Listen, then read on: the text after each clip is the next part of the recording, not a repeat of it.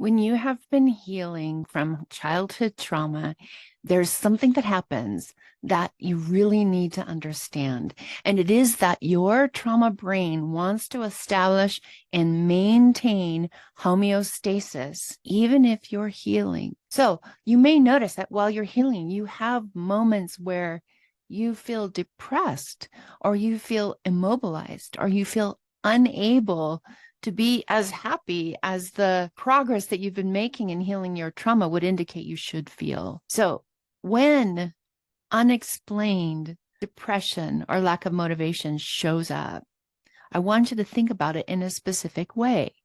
Here's how. Homeostasis is defined as the tendency toward a relatively stable equilibrium between interdependent elements, especially as maintained by physiological processes. So think about it. If you are a trauma survivor who's been living in trauma 10, 20, 30 years of your life or more, and you start to heal and you start feeling joy, your trauma brain will say, wait a minute, joy is not deserved, or joy is dangerous, because if you feel joy, then somebody else around you is going to get upset. So you have to realize that there can be unexplained experiences where you feel yourself lulled back into a sense of depression, or a sense of fear, or a sense of sadness that does not seem to make sense. Here's another thing that happens. All of the emotion that's been held in your body from all of the traumas you've experienced over all of the years stays there until you release it. You may release a trauma response. You may work the 6 steps. You may be doing EMDR therapy and understanding the connections between the root causes of your trauma and your behavior now. And that understanding is enough for you to change your behavior kind of spontaneously, the way EMDR helps us do. However, you're watching television and you're crying over stupid commercials, or something happens to you and randomly you're in tears for no reason at all. It's not no reason. Here's the thing. Even though you've broken the connection between the trauma and your right now, and it makes sense that you should be feeling better, you still have reservoirs of unreleased emotion. So I want you to think of that emotion as energy that must leave your body for you to really heal, for you to release it completely. The mental, logical, and emotional energy around that trigger are the things that keep it in place. As soon as you heal a trauma response, that emotion doesn't have anywhere to go. So you're watching a commercial, a stupid one even, and you find yourself bawling.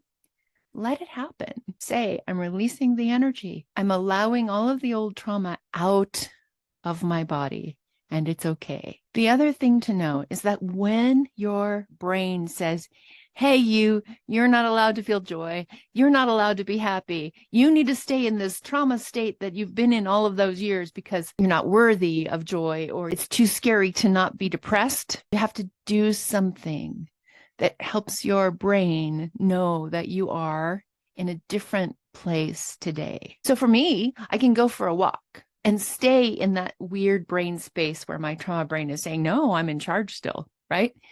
Instead, I do little things that are easy, that don't take a lot of work.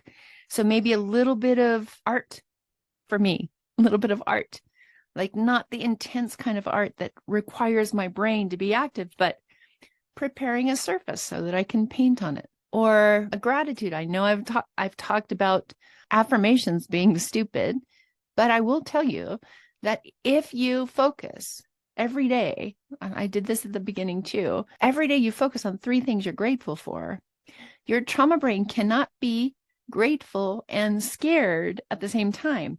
So that thinking, what am I grateful for, is enough to make your trauma brain say, okay, I'm going to let go of the familiar and rest in the idea that maybe it's safe to be happy, to experience joy. Maybe it's safe to acknowledge that I deserve something better.